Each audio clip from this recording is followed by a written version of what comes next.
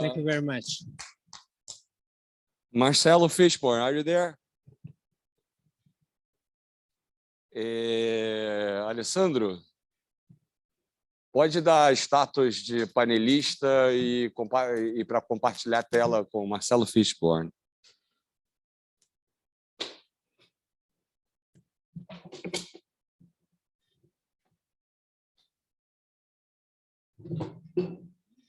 Tudo bem, a gente resolve, não se preocupa.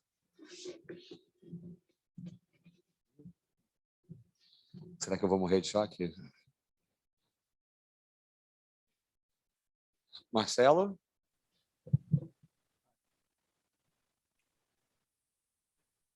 Alguém pode checar o chat, por favor? Que o Marcelo às vezes só responde por chat. Já entrou?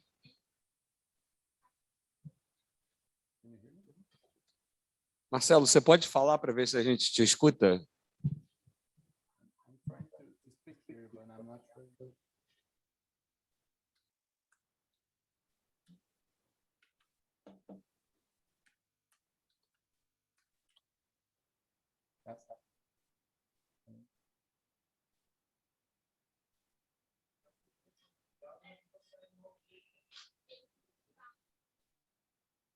Então abre, bota aquele ask to unmute. That's probably the best function. Ask to unmute. Marcelo, image. Can you hear me? Marcelo?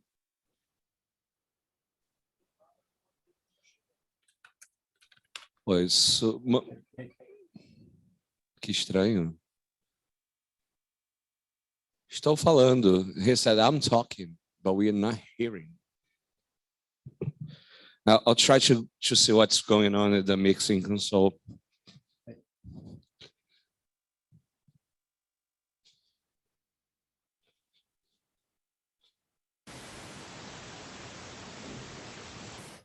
Marcelo, keep talking, whatever you want. Okay. Can you hear me? Can you hear me?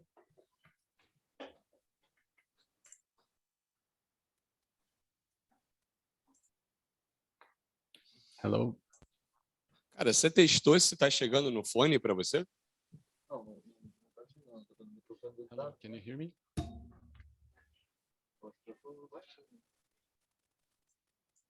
Marcelo, please. Can you hear me?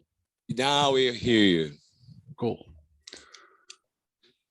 Let me just check if I can share my screen here. I can't see any. Oh, okay, here. Okay. Can you hear and see me now? Yes. Can you see your slides?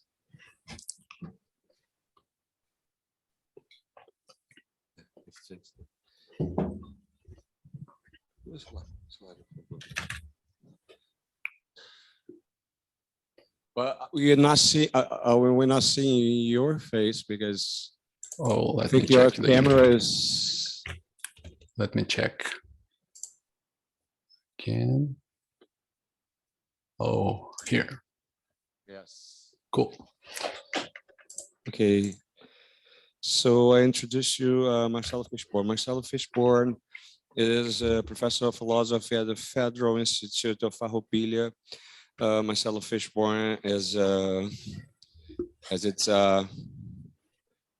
undergraduate student in Santa Maria, also his master and also his PhD. But he was a visiting scholar at the Florida University, I think under the supervision of Fred Mel, if I'm not wrong. And Marcelo is, even if he's still very young, he was, since the foundation of this work group, he always was with us. And it is a pleasure to hear you, Marcelo. Please, let's hear Marcelo without further ado. Okay, thank you, Gabriel. Thanks, everybody. I'll begin by thanking the organizing committee, as others have done. It's great to have this event again, a second edition. So thank you, especially Gabriel and Renato.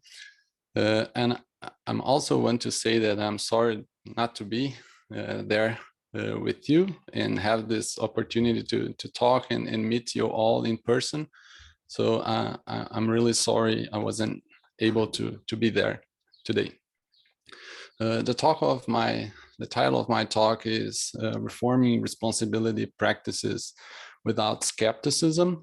And it's a continuation of what I was trying to say in the June version of this conference.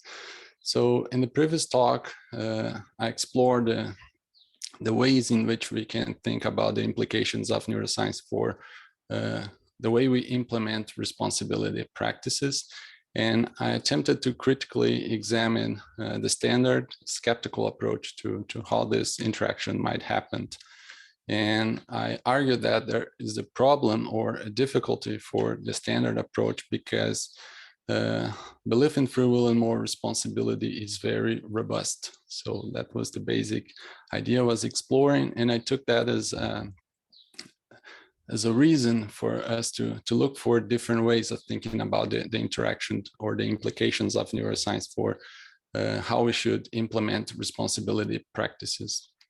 And in the alternative I was offering, I attempted to defend a view in which we can consider the consequences and assess the consequences of different ways of implementing responsibility practices alongside belief in more responsibility, in a way that we don't need to give up belief in more responsibility in order to consider different ways of implementing the practices.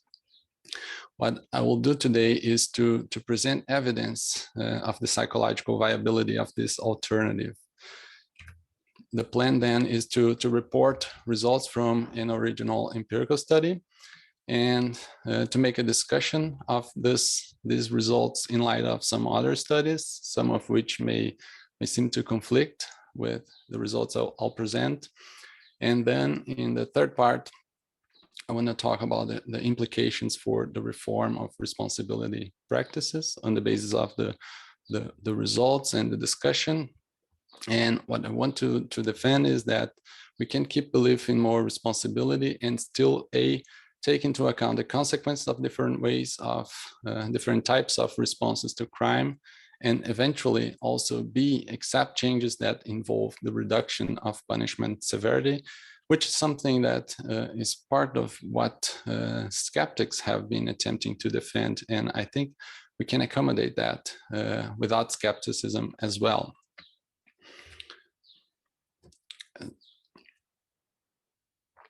So as a background here, first, there were some studies that point out to an association between support for punishment and beliefs about the effects of punishment. In the Kish and Newcomb study, it's reported that parents that use corporal punishment in the education of their children tend to believe that those ways of responding are required or important for moral education. So there's here a connection between thoughts about the effects of a way of implementing punishment and what's expected as effects of that. And there's an item in the free will inventory, the second part, that also where people support or agree with a statement saying that people should be punished because that is a way of discouraging others from doing the same thing in the future. So this is evidence that punishment and beliefs about the effects of punishment have some sort of relation. Another background here for this study I'll report is the hypothesis that belief in free will is motivated. The hypothesis that desire to punish affects belief in free will in such a way that the higher our desire to punish people, the higher our beliefs in free will are. Those are studies by Corey Clark and colleagues. And finally, one part of the background here for this study was the realization that some of the practical recommendations the skeptics defend are conceptually consistent with non-skepticism. So part of the changes that are sometimes defended there's no conceptual impossibility to accepting that without skepticism as well. The study I'll report had 3 main goals. The first was to test whether considerations about the consequences of punishment causally influence the desire to punish. The idea here was to assess if beyond an association between those two things, we have also a causal interaction in such a way that the thinking about the consequences causally influence the desire to punish.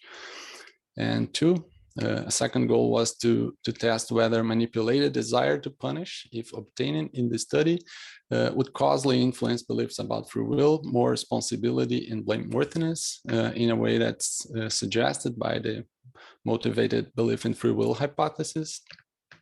And third, to test what the default option is when punishment and some alternative have similar effects. So if you have punishment and some other way of responding and both have similar effects, which of those would be preferred by people? The design of the study was somehow like this. The study had a vignette in the beginning where a robbery case was described. This was the same for all conditions. There were 3 conditions in total. So a man was said to threaten a person with a gun, and in order to steal the person's motorcycle. And after that, it was mentioned that the legal punishment in Brazil for that kind of crime ranged from 5 years in prison to 15. And then there was a manipulation in condition A.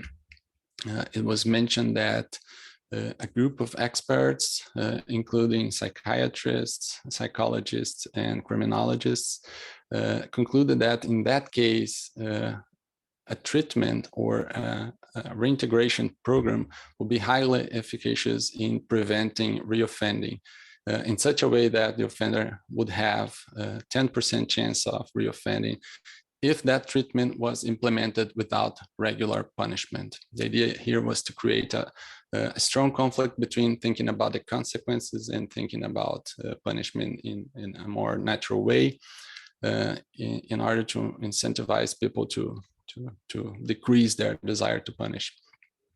Condition B mentioned that treatment with that would have a similar efficacy as compared to regular punishment, and in any of the alternatives, punishment or the treatment, the chance of reoffending will be about 40%. And here condition B was meant to compare what people would choose when similar options were available to assess whether there was or not a preference for punishment. And third, the control condition mentioned no treatment to see what the regular level of agreement with the relevant variables would be. Following these differences in each condition, all conditions included measurements of punishment recommendation in years for the criminal. It was a fictitious case.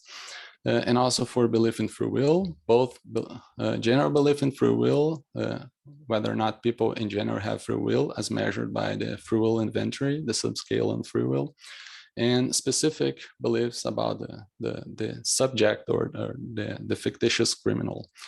And third, a group of variables measured more responsibility and blame, whether or not the criminal was morally responsible and blameworthy for the crime.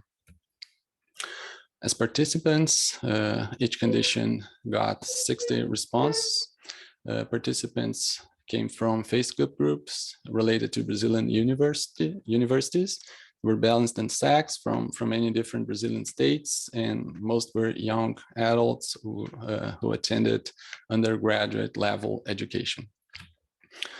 In a very summarized way, the results were this in the graph, and basically what happened was that punishment differed across conditions in a significant way but in all other conditions, no differences were statistically significant. So the main effect here was that the manipulations made people recommend different levels of punishment. Their desire to punish varied significantly, but no difference was observed in their degree of belief in free will and moral responsibility. There's a table here with the test. I'll skip it now. So what are the main lessons from this study if you consider it alone? So first, the availability of treatment as an alternative to punishment reduced people's desire to punish, as measured by the length of punishment recommended. Also, the result was stronger when treatment was described as more efficacious than and in conflict with regular punishment. I'm not sure I mentioned this earlier, but in the first condition, people had, it was said also that the treatment would not work well if, I think I said that, it would not work well if regular punishment was implemented alongside. And third, preserved belief in free will and moral responsibility did not preclude the consideration of consequences and support for shorter sentences. And also for different ways of responding, in this case, including the treatment program. So there are some potential conflicts of these results with previous literature. One is with the studies by Clark and colleagues, which provide evidence that the desire to punish affects belief in free will, both general and specific. So here in this study, those variations in the desire to punish were not followed by differences in beliefs about free will. So what I would say about that?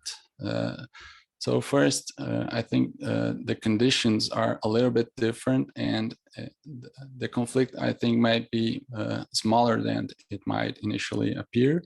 So their conditions involved morally and immorally, morally bad versus morally neutral behavior. And that was their basis for comparing beliefs about free will. So people had stronger beliefs about free will when they had read about immoral behavior as compared to reading about immoral behavior. Also, the conditions, in contrast, the conditions here included only immoral behavior. So here there were variations in how much punishment was recommended, but all after an immoral behavior was described. So the part that I think is in conflict is that even if in all conditions here there was immoral behavior considered, there were variations in desire to punish and that were not followed by variations in free will beliefs. So this is potentially in conflict with the Clark and colleagues results. And I make a cautionary note here that there might be power issues here about the capacity of the sample size used here to reveal a difference if it was not very big. So that's a question that remains open. A second potential conflict is with the study more recent by Spitzley. And especially in his second study, he provides evidence that when an agent is more likely to repeat a certain behavior in the future, she's considered more morally responsible. So there's a connection with this result, between this result and my results, because although in a more indirect way, I also varied how likely it is that a certain behavior is going to happen in the future as part of the description of the treatments available or the efficacy of those treatments in preventing reoffending. So how I respond, or how should I analyze those results in light of my results? So Spitzley, the study by Spitzley was a 2x2 design, varying both likelihood, how likely it is that the agent considered would repeat the behavior, and also the value of the behavior considered, whether or not it was good or if it was bad. So his results conflict with the present results only if there was a difference in moral responsibility between the two conditions addressing immoral behavior. So in the conditions where an immoral behavior is likely versus unlikely to repeat. In the published paper, there was no analysis of this particular combination here, only a significant effect at the level of the four conditions. So this question is unanswered now. And in addition, there's also this potential problem of power, of the power of the study. Spitzley study was had a bigger sample size. My study has a sample size that was comparable to those of the original studies by Clark. But since this study was conducted, there has been a tendency to increase sample size and increase power, and so some of these issues remain unanswered here as well.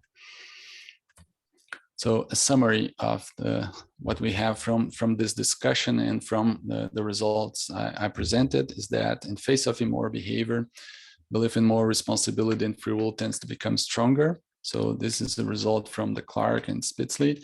And I don't think it conflicts with my results as I just suggested.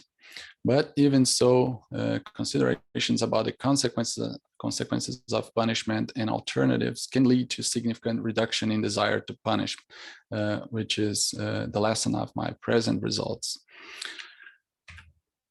So now I want to assess how those results and lessons apply to the assessment of the practical recommendations made by skeptics. So Green and Cohen argue that neuroscience, because it supports the skepticism, will make people more consequentialist and less retributive about punishment. And Peereboom and Caruso, in many of their works, argue that given skepticism about basic desert, only less severe punishment is acceptable, and still only as a second option, we should first attempt to prevent crime and only apply something that's more like punishment if all those alternatives don't work out well. So I think the results I presented and the discussion, they present some challenges for the skeptical view. For one reason, people take consequences into account independently of skepticism. So we don't need to be skeptics in order to pay attention to the consequences of different ways of responding to crime, for example. So this is a challenge for the view by Green and Cohen. And regarding the view defended by Peereboom and Caruso, I think it's a challenge that skepticism is not psychologically required in order to promote some of the change they defend. And also that given the robustness of belief in free will and moral responsibility, it's not evident how skepticism might help in the pursuit of legal reform, even of the kind the skeptics themselves advocate. So I think this is a challenge for those who want to propose or to defend legal change from a skeptical framework. An additional challenge will be that many people are not confident that there is a convincing case to be made for skepticism at a more theoretical level, but I won't discuss that today. There's an objection that can be raised for the view I just described based on the Sheriff and colleagues 2014 study in which they provide evidence that neuroscience and anti-free will vignettes reduce support for retributive punishment. The results as such do not contradict the results I presented, but there's a conflict, I think, for the challenge I want to present for skeptics. And in response to that, I think the following question needs to be answered, which is how well do the results transfer to ordinary life? So even if in the study, in the experimental setting, you can make people reduce belief in free will and then see some reduction in support for retributive punishment. I'm not sure that transfers easily for more ordinary contexts. So for two reasons: one, immoral behavior reinforces belief in free will and moral responsibility if the studies by Clark and Spitzley are right, and I don't see any reason to doubt that. And second, there have been failures to connect variations in beliefs about free will with behavior, good or bad, such as in these studies by Krohn and Levy. So I think at present there are doubts about whether or not these manipulations that can be done in specific studies can also have an impact in more realistic situations where people will be presented with news about crime and will present immoral behavior, will see immoral behavior, and all those things will tend to reinforce their beliefs about free will. So I'm not sure how you will be priming people to reduce their belief in free will all the time in order to compete with these other well, I missed the word here, but you have this tendency and incentives in the environment to all the time reinforce your free will and more responsibility beliefs. So in conclusion, I think popular punishment recommendations can be influenced by considerations about the consequences of different responses to crime. That influence does not require skepticism, so you can't take consequences into account even if you're not a skeptic, and I think that is psychologically plausible. You do that, we do that all the time. And also there is room for reforming responsibility practices, therefore, without skepticism. And the challenge, I think, it's posed for skeptics, it's that at present, it's not evident that skepticism can help to promote the change in responsibility practices in ordinary life, even of the kinds of changes that skeptics have been defending. I think they can be accommodated within an unskeptical framework and have more chance of being actually implemented. So I doubt the viability, the psychological viability of the kind of reform that skeptics have been defended. I tried to be fast. I'm not sure it was too much or too little. So thanks for your attention. And that was it for now.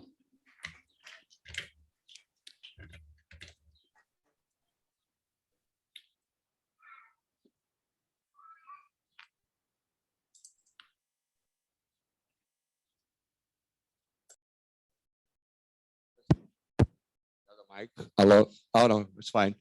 Okay, first of all, Marcelo, thanks for the concision and to being like English punctual with time. You did great. So we have questions. Roberto, who else? Renato. Hi, Marcelo. Congratulations for your talk. Very interesting. I have a suggestion and a question. The suggestion is to perform this kind of research with prisoners, with a population of people who have been convicted for crime. And the question is that what difference between the results of such a research project with this population and the research that has already been done with ordinary people that you anticipate?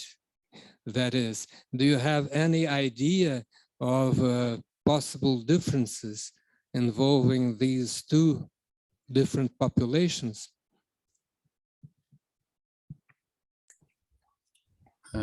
Thanks, Gilberto.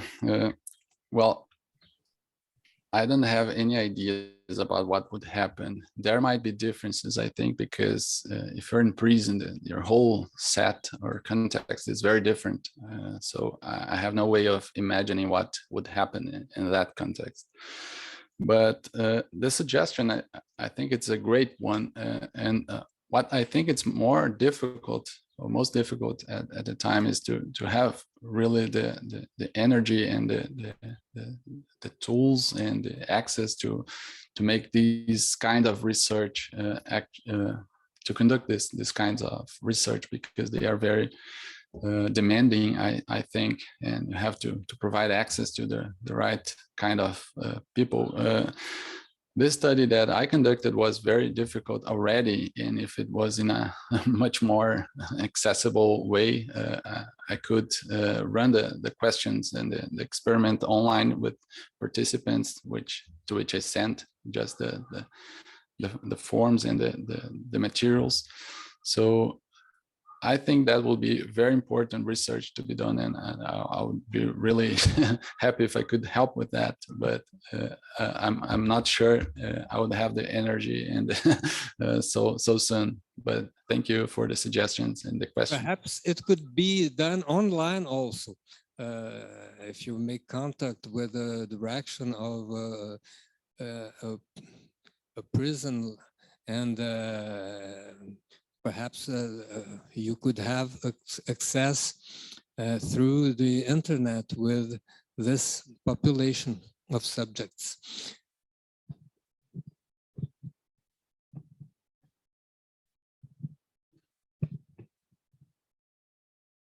Marcelo?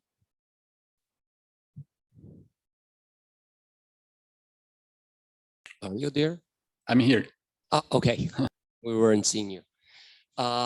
First of all, I thank you for your talk. I have to say, you give us, me at least, a lot of food for thought all the time, and I really enjoy your work, especially because it talks directly to a lot of the issues that I research myself, and most of the time directly against most of what I argue for. So this is very, very good for me. And I have to say, one thing that I do appreciate is that as for reforming our practices, our punishment practices, I do believe we are on the same side.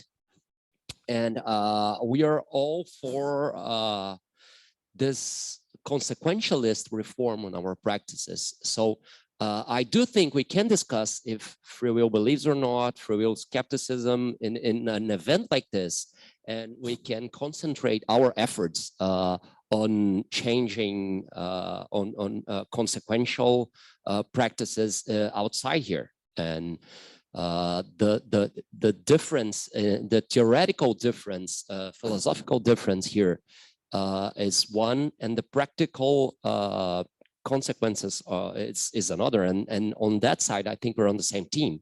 But you say that skepticism is not doing a good job on reforming those practices, right? But my point of view is that, okay, I agree, but an appeal to consequentialism, as you were proposing, is not doing a good job either. We look around our society, I think we're losing this battle. What I see is that this appeal to emotion, this appeal to punitivism and retributivism, and that to a morally charged take on criminal law, it's what's winning the argument after all. Most of the people, this is an emotional charge, right? And I do understand that we are proposing the same thing, and I'd like to ask you, okay, the same criticism you're making against skepticism, I could make through this view. So how can we help each other and change this thing? Thanks, Renato. I should say the same. It's very, I'm very happy when I see someone that's arguing for something that's similar and disagreeing. So we have something to think about, and that's really great. So I think it may not be just about consequentialism. So I think some residual or some part of what we'll take into account is the desert, what people deserve. But I think that is just part. And when we think about the consequences, that may sometimes even override or have more weight on the decisions we will take somehow, maybe somewhere in the future. So I will not say that skepticism is not doing a good job. What my claim is, I think more precisely and more in a more fair way, is that I think it's more difficult for the project to be implemented. I think it's more difficult because of skepticism. So I think skepticism make many people against it. So I think it's more difficult if you want to implement those kinds of changes in society in virtue of being skeptic, because it goes so strongly against what most people would expect or think. Now, how we could change? I think there's an empirical issue here that I'm not sure we already know too much about. I think we have some knowledge, but I think the biggest challenge is to have, like in this study I conducted, to have alternatives that we could say, hey, this will work much better than punishment. This will work much better than punishing in preventing reoffending. And that's a knowledge. I'm not sure we have anything close to that right now. And we have some ideas, some hypotheses, some advances, but I think part of the reason why things didn't change or maybe are not going to change so soon is that we don't have like a magical understanding of how of persons, of how people behave and how we could make people avoid, for example, the temptation to commit crimes in certain circumstances. So I think that's maybe one of the biggest challenges. I think if science could show in a very effective way or in a very clear and convincing way and show the results, show we did this to these people, and now we are preventing crime, we are reducing homicides or robbery or whatever, and still we don't understand that very well. I think that may be the biggest challenge, I think. So I'm not sure you agree, but I'll point in that direction. Thanks for the questions. Marcelo, this is Santiago.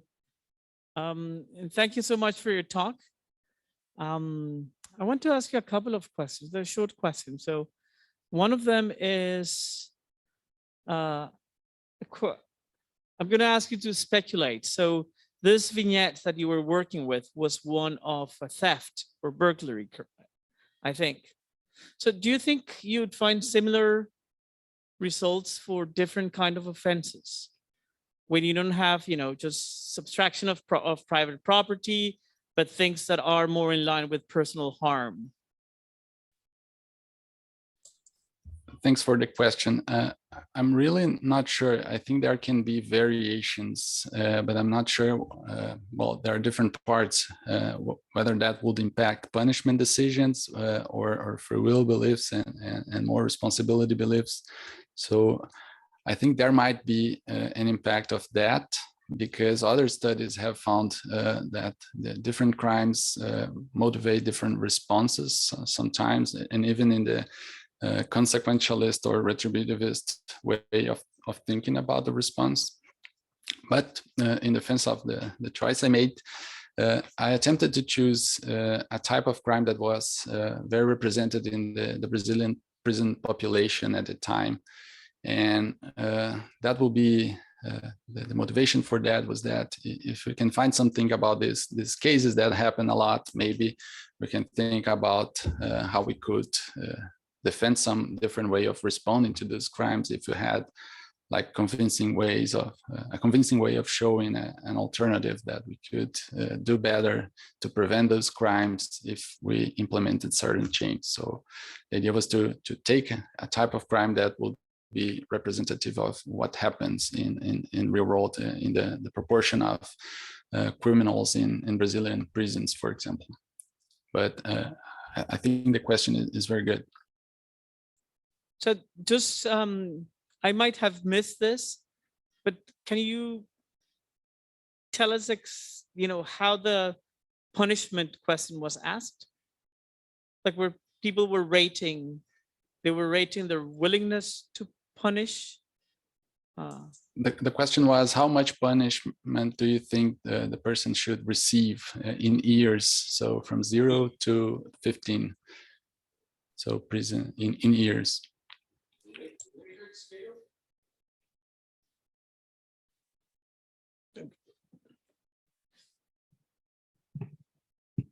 It was like a Likert scale of years, like 0, 5, 10. I'm not sure. No, it was 1 year, but I'm not sure if what presented horizontally or vertically, but it was, you could choose any number from 0 to 15 years in prison. Okay. Yeah, I'll go in the same direction of Santiago.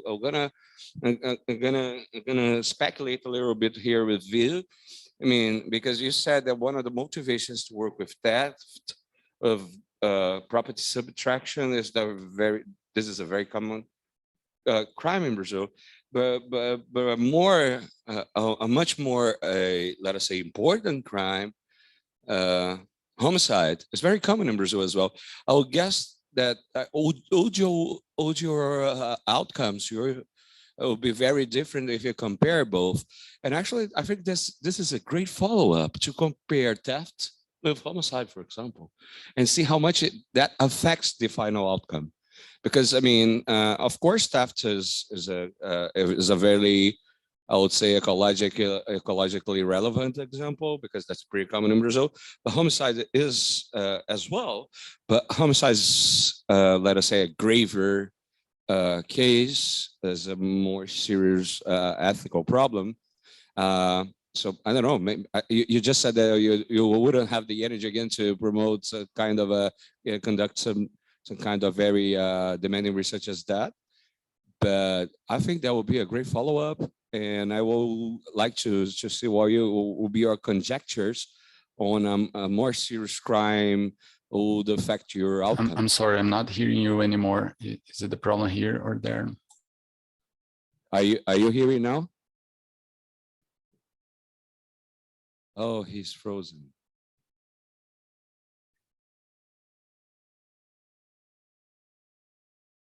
Hi, Marcelo. I can hear now.